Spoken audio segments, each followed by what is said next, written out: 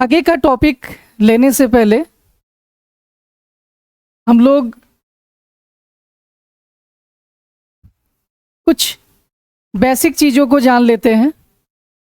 जैसे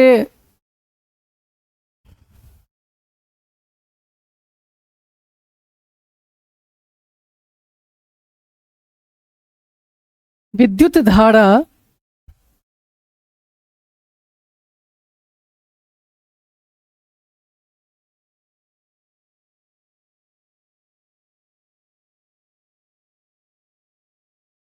को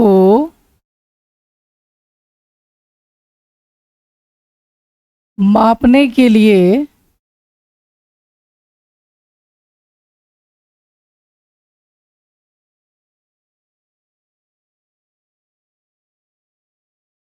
जिस युक्ति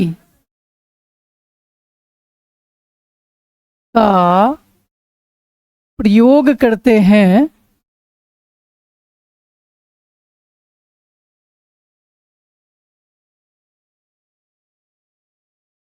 उसे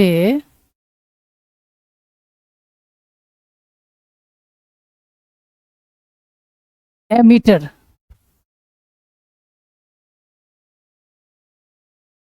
अमीटर एमीटर को आमीटर भी कहा जाता है।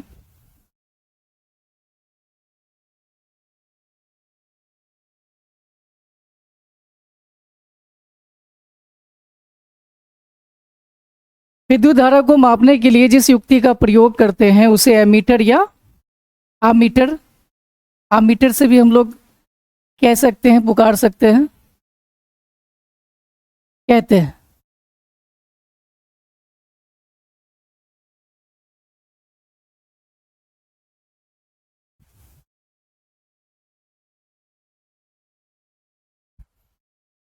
एमीटर का संकेत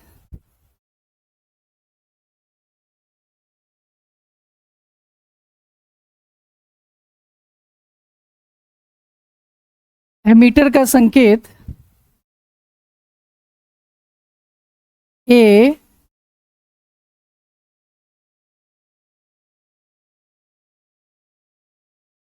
होता है।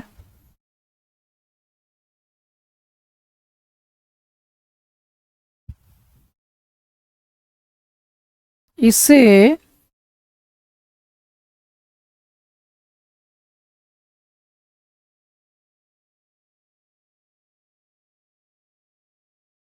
विद्युत परिपथ में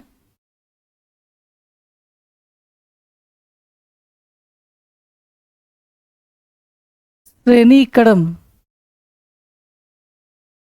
में जोड़ते हैं।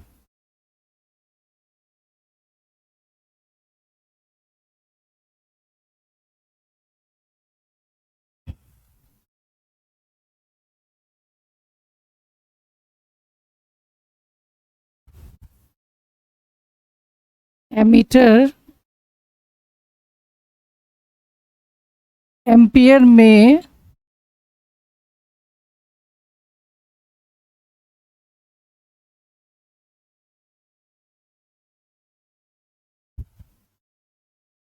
विद्युत धारा को मापता है, मेजर करता है।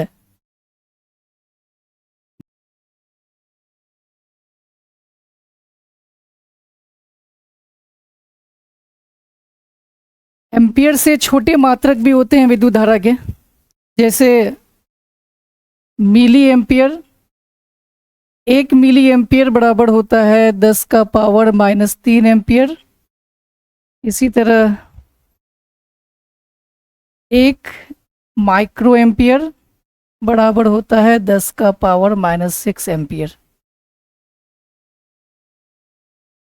एमीटर एक ऐसी युक्ति है जिसे हम लोग किसी भी विद्युत परिपथ में, विद्युत परिपथ की बात हम लोग कर चुके हैं। विद्युत परिपथ चालक तारों से बना बंद परिपथ होता है जिसमें बैटरी होते हैं, स्विच होते हैं, अन्य युक्ति होती है, और वो एक प्रकार का क्लोज्ड पथ होता है जिससे विद्युत धारा का प्रवाह होता है।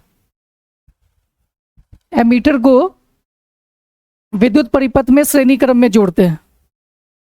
श्रेणी क्रम का अर्थ है कि एक ही मेन तार में एमीटर को लगा दिया जाता है जो उस परिपथ से गुजरने वाली विद्युत धारा को मापता है।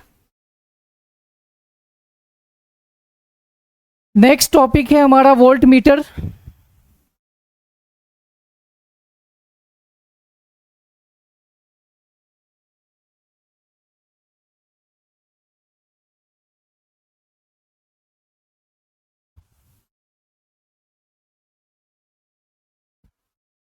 वोल्ट मीटर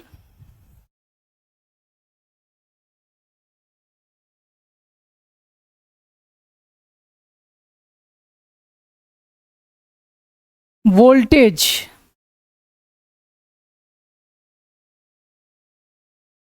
जिसे हम पोटेंशियल भी कहते हैं,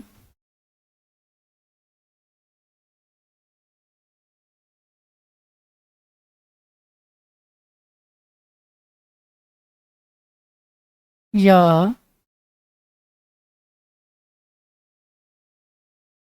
इलेक्ट्रिक पोटेंशियल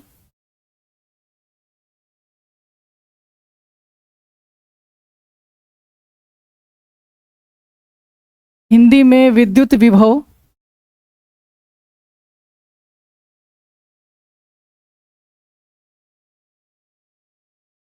या विभवांतर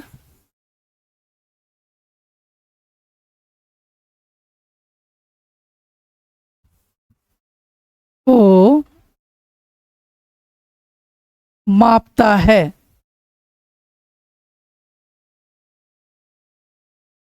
यदि हमसे कहा जाए कि वोल्ट मीटर क्या करता है तो हम कहेंगे कि वोल्ट मीटर एक ऐसी युक्ति है जो किसी भी विद्युत परिपथ में उस परिपथ की वोल्टेज को मापती है या इलेक्ट्रिक पोटेंशियल को मापती है।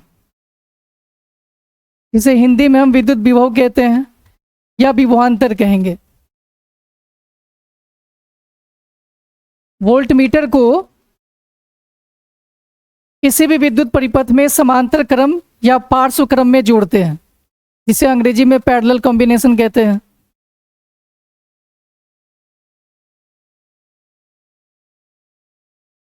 वोल्ट मीटर को विद्युत परिपथ में पार्श्व क्रम या समांतर क्रम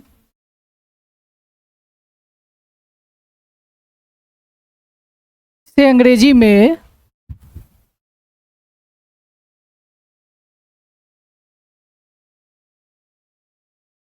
पैरेलल कॉम्बिनेशन कहते हैं।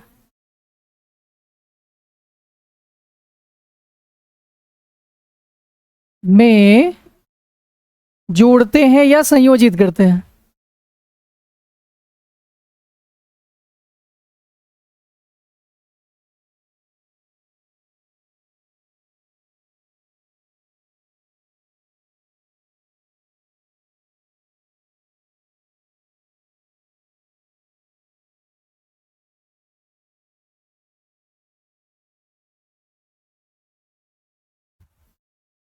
संयोजित करते हैं। इसका संकेत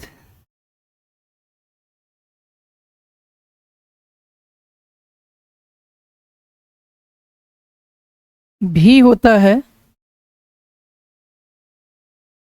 यदि इसे विद्युत परिपथ में जोड़े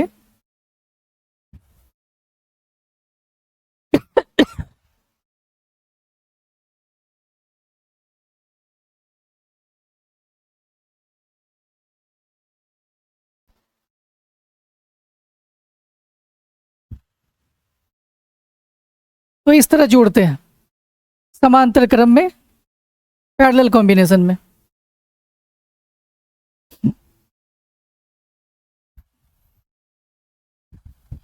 वोल्ट मीटर विद्युत विभव को वोल्ट में मापता है और हम लोग जानते हैं कि 1 वोल्ट बराबर 1 जूल बाय 1 कूलम होता है। यदि एक कूलम आवेश को एक बिंदु से दूसरे बिंदु तक ले जाने में 1 जूल कार्य किया जाए तो वोल्ट या वोल्टेज 1 वोल्ट होता है। वोल्टेज या पोटेंशियल डिफरेंस 1 वोल्ट होता है। यदि 1 कूलम आवेश को एक बिंदु से दूसरे बिंदु तक ले जाने में 1 जूल कार्य किया जाए तो हमारा वोल्टेज या पोटेंशियल डिफरेंस 1 वोल्ट होता है। हमें याद रखना है कि वोल्ट मीटर को किसी भी विद्युत परिपथ में समांतर क्रम में जोड़ेंगे। ये हम लोग देख सकते हैं कि ये विद्युत परिपथ है जिसमें बैटरी है, स्विच है, प्रतिरोधक है और प्रतिरोधक के छोरों पर वोल्ट मीटर लगा हुआ है जो प्रतिरोध का विभवांतर मापता है।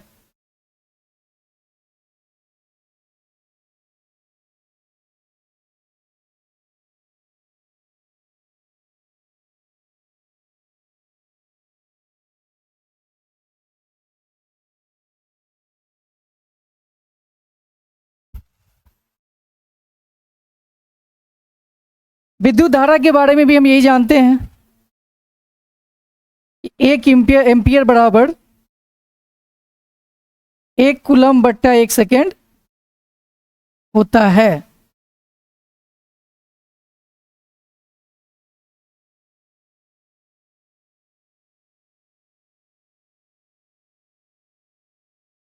एक एम्पियर बराबर 1 कूलम बट्टा 1 सेकेंड होता है। यदि किसी चालक तार से 1 सेकेंड में 1 कूलम आवेश प्रवाहित होती है तो विद्युत धारा 1 एम्पियर होता है। हम जान रहे हैं। इसके अलावा हमें यह जानना है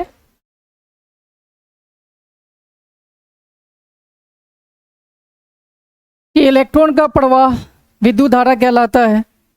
तो इलेक्ट्रॉन के ऊपर कितना आवेश होता है? एक इलेक्ट्रॉन के ऊपर कितना आवेश होता है? तो हम जानते हैं कि 1 इलेक्ट्रॉन का जो आवेश है वो 1.6 इंटू 10⁻⁻19 कूलम होता है। एक इलेक्ट्रॉन पर आवेश कितना होता है? 1.6 इंटू 10⁻⁻19 कूलम। इसी तरह अगर कहा जाए कितने इलेक्ट्रॉन मिलकर 1 कूलम आवेश की रचना करते हैं, इसी तरह अगर कहा जाए कितने इलेक्ट्रॉन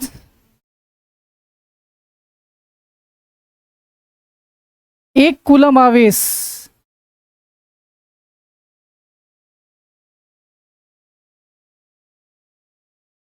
की रचना करते हैं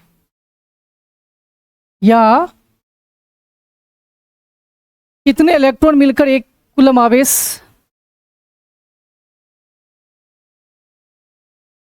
उत्पन्न करेंगे, तो हमारा जवाब होगा 6.25 इंटू 10⁻18 इलेक्ट्रॉन्स।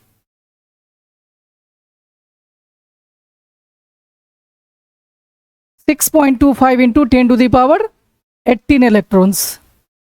अगर 6.25 इंटू 10⁻18 इलेक्ट्रॉन्स मिलेंगे तो 1 कूलम आवेश की रचना हो जाएगी या 1 कूलम आवेश उत्पन्न हो जाएगा। और कहा जाएगा कि इलेक्ट्रॉन का आवेश कितना होता है, तो हम कहेंगे कि 1.6 इंटू 10⁻⁻19 कूलम होता है।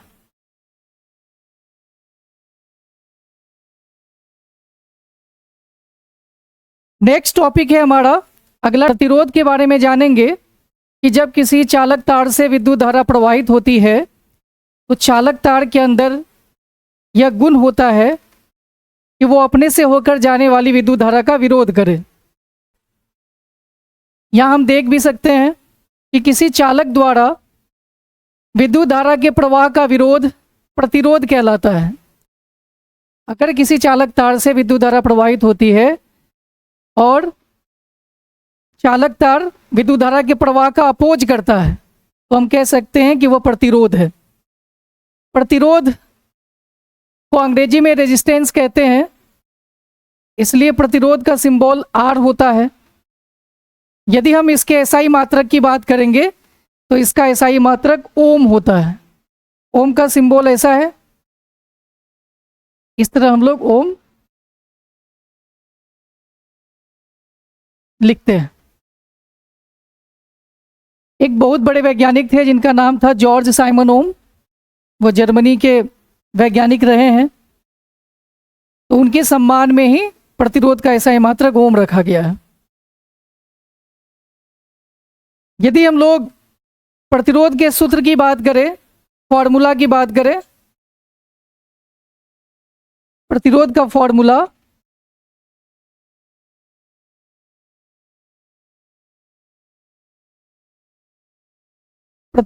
फॉर्मूला R बराबर V बट्टा I होता है, जहां R रेजिस्टेंस है, V वोल्टेज या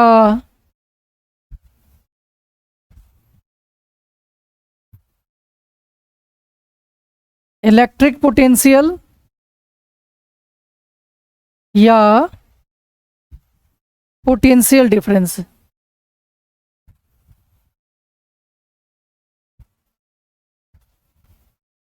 और आई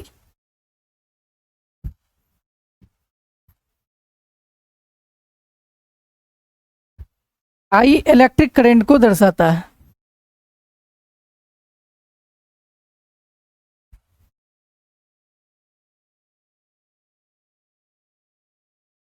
नेक्स्ट हम लोग जानेंगे प्रतिरोधक के बारे में, रेजिस्टर के बारे में। तो रेजिस्टर असल में उस पदार्थ को कहते हैं जो प्रतिरोध उत्पन्न करता है। प्रतिरोध उत्पन्न करने वाले पदार्थ प्रतिरोधक कहलाते हैं, रेजिस्टर कहलाते हैं। रेजिस्टर का गुण होता है प्रतिरोध उत्पन्न करना। यहां हम देख सकते हैं कि विद्युत परिपथ में प्रतिरोध देने वाला अवयव प्रतिरोधक कहलाता है। प्रतिरोधक का संकेत अगर हम लोग बात करें तो वो ऐसा होता है। इसको अगर विद्युत परिपथ में हम लगा देते हैं तो ये विद्युत परिपथ में प्रतिरोध उत्पन्न करता है। इसका उपयोग धारा नियंत्रित करने में होता है। ये धारा को नियंत्रित करता है, इलेक्ट्रिक करंट को कंट्रोल करता है। प्रतिरोधक स्थिर भी हो सकते हैं और परिवर्ती भी हो सकते हैं। स्थिर कहने का अर्थ है कि कांस्टेंट होगा, रुका हुआ रहेगा, या बदलने वाला होगा, जिसको हम बदल सकते हैं।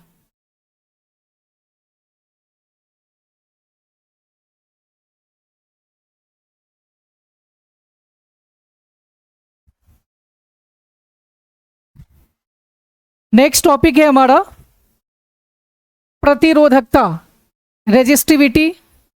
इसे हम लोग विशिष्ट प्रतिरोध भी कह सकते हैं। इसे हम लोग विशिष्ट प्रतिरोध भी कह सकते हैं।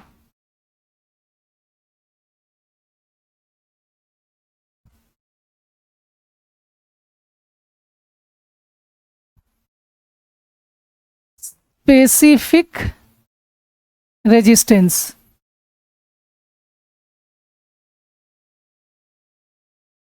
Specific resistance.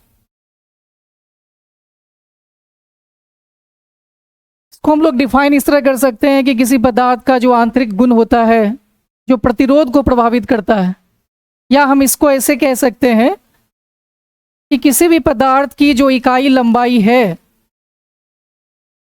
किसी भी पदार्थ की जो इकाई लंबाई है, किसी भी पदार्थ की इकाई लंबाई मान लेते हैं इतना है,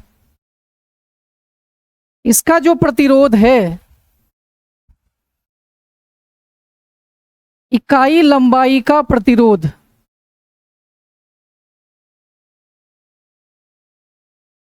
इकाई लंबाई का प्रतिरोध प्रतिरोधकता कहलाता है।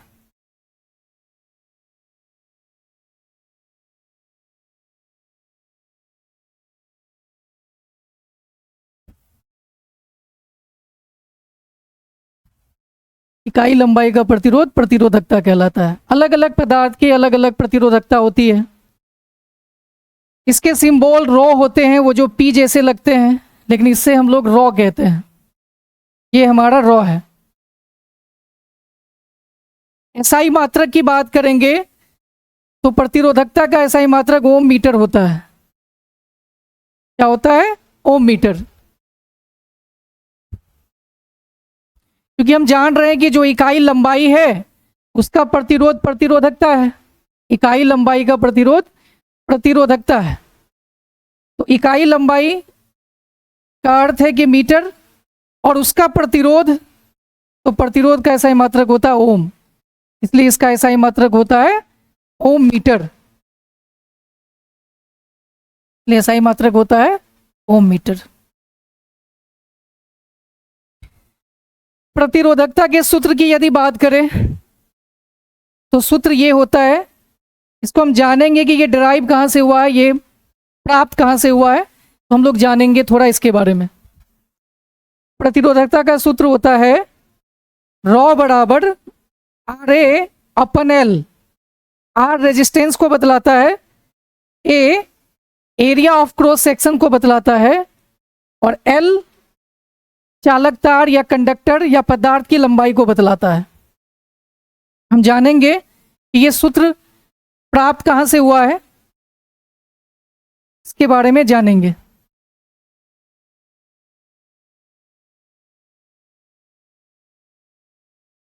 असल में जो प्रतिरोध होता है वो प्रतिरोध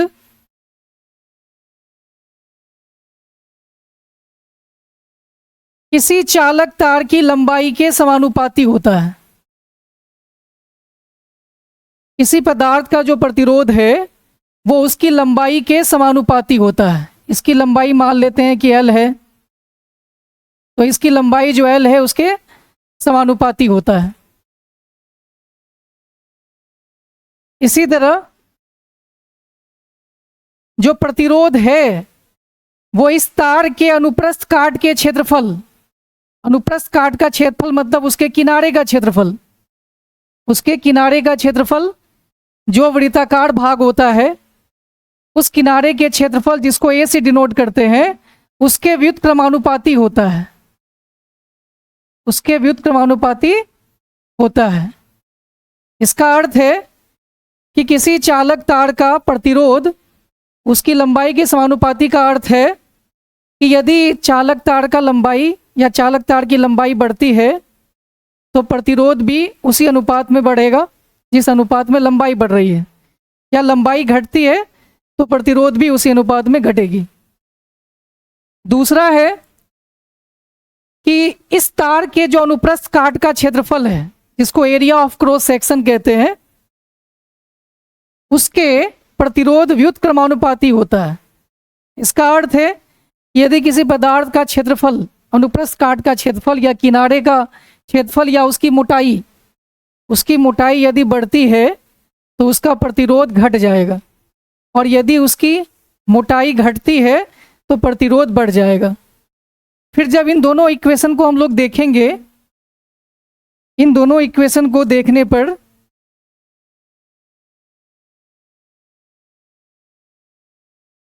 पता चलेगा कि जो प्रतिरोध होता है वो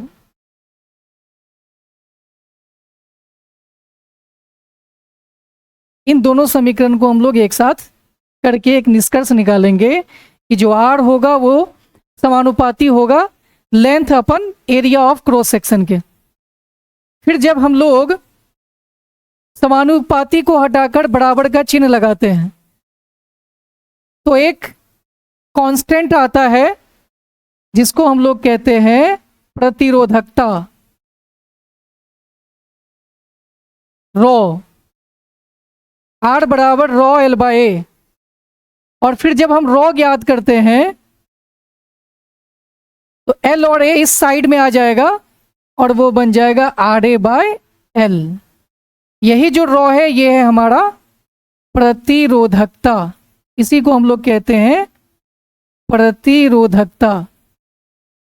तो हम लोग देख सकते हैं कि हम लोग प्रतिरोधकता का फॉर्मूला इस तरह ज्ञात कर सकते हैं।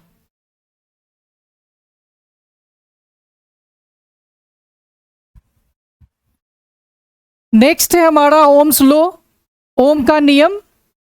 ओम के नियम के बारे में हम लोग जान ही रहे हैं कि ये जो ओम है ये असल में एक वैज्ञानिक का नाम है, साइंटिस्ट का नाम है। यदि पूरा नाम हम लोग अगर देखें तो उनका पूरा नाम था जॉर्ज साइमन ओम। पूरा नाम जॉर्ज साइमन ओम, जो जर्मनी के फिजिसिस्ट थे और गणितज्ञ भी थे। इनके द्वारा 1827 ईस्वी में एक नियम का प्रतिपादन किया गया। इनके द्वारा 1827 ईस्वी में एक नियम का प्रतिपादन किया गया जिसे हम लोग ओम का नियम कहते हैं। इस नियम के अनुसार यदि नियत ताप हो, यदि किसी चालक तार में ताप नियत हो,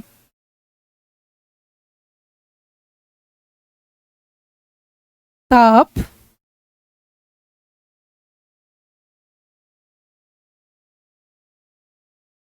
यदि किसी चालक तार में ताप नियत हो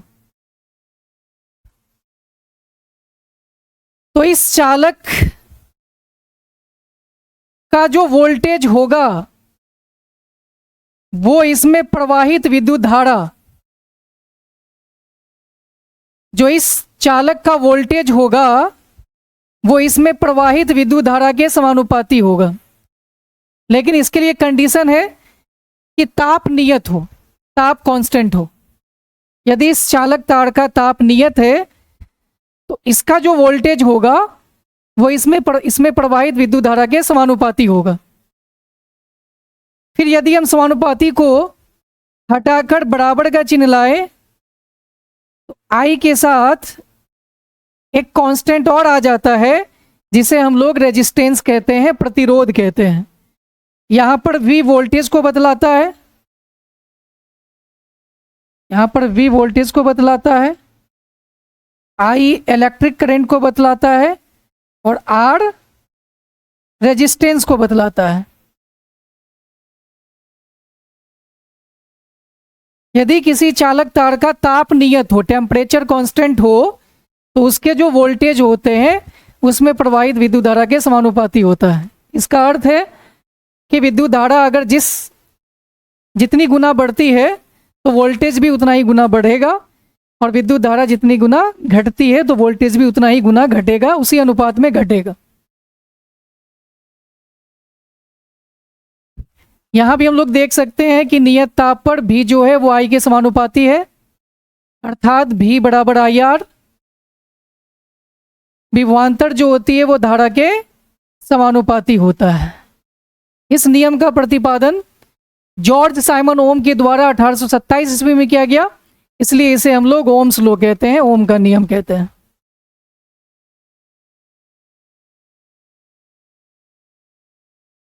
अब हम लोग जानेंगे, जो हमारा अगला टॉपिक है वो है प्रतिरोधकों का श्रेणी क्रम संयोजन।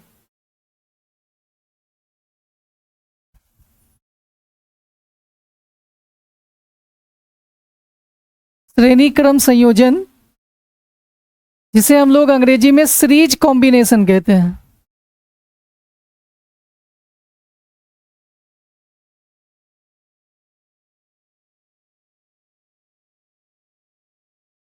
हमसे पूछा जाएगा कि किसी विद्युत परिपथ में अगर हम लोग एक से अधिक प्रतिरोधक को जोड़ दें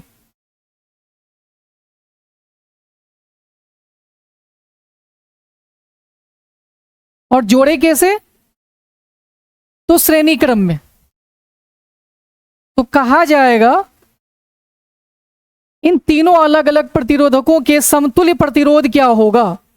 तो हम लोग कहेंगे कि समतुल्य प्रतिरोध एस से सीरीज होता है, वो बस सिंपल है R1 plus R2 plus R3, और अगर इससे अधिक हुआ तो हम लोग निकालेंगे R1 जोड़ R2 जोड़ R3 जोड़ डॉट डॉट डॉट। जितने ज़्यादा प्रतिरोध होंगे सब वो जुड़ते जाएंगे। अब चूंकि ये एक ही तार में सारे प्रतिरोधक जुड़े हुए हैं, तो जितने प्रतिरोधक है उनसे एक ही प्रकार की धारा आई गुजरेगी। जो यहाँ हम लोग देख सकते हैं, सभी प्रतिरोधकों में धारा समान रहती है, क्योंकि एक ही तार में सारे प्रतिरोधक जुड़े हुए हैं, इसलिए सब में धारा समान बहेगा। यहाँ भी वही आई धारा जाएगा, यहाँ भी आई धारा और यहाँ भी आई धारा।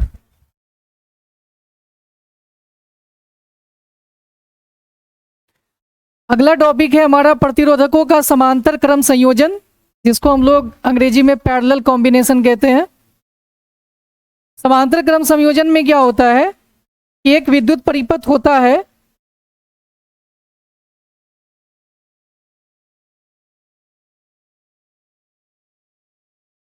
उसमें एक से अधिक प्रतिरोधक होते हैं, बट वो एक ही तार में जुड़े नहीं रहते हैं, उसके लिए अलग अलग तार होती है। जैसे विद्युत धारा यहाँ से एक विद्युत धारा गया, फिर ये अलग अलग तार में अलग अलग I1, I2 और I3 के रूप में बट गया।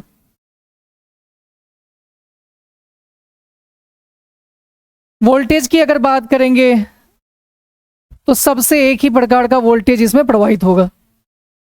तो समांतर क्रम में क्या होता है, प्रतिरोधक में जो धारा होती है वो अलग अलग तारों में बट जाती है, और कहा जाएगा इस सारे प्रतिरोधकों के समतुल्य प्रतिरोध ज्ञात करो। तो हम लोग इस तरह से निकाल सकते हैं 1/R पैरेलल बराबर 1/R1 plus 1/R2 plus 1/R3। या 3 से अधिक प्रतिरोधक हुआ तो हम लोग निकालेंगे 1/R1 plus 1/R2 plus 1/R3 plus dot dot dot. जितने प्रतिरोध होंगे सारे जुड़ते चले जाएंगे। ये भी ध्यान रखना है कि इसमें सभी तारों का जो वोल्टेज होता है, शाखाओं मतलब तार, जो अलग अलग तार हैं, सबका जो वोल्टेज होता है, विभवांतर होता है, वो समान रहता है। धारा बदलती है लेकिन विभवांतर समान होता है। आज के लिए हमारा इतना ही क्लास है, इतना ही हम लोग पढ़ेंगे आज प्रतिरोधकों का समांतर क्रम संयोजन। नेक्स्ट क्लास के लिए, नेक्स्ट टॉपिक के लिए हम लोग अगले वीडियो में मिलते हैं। धन्यवाद।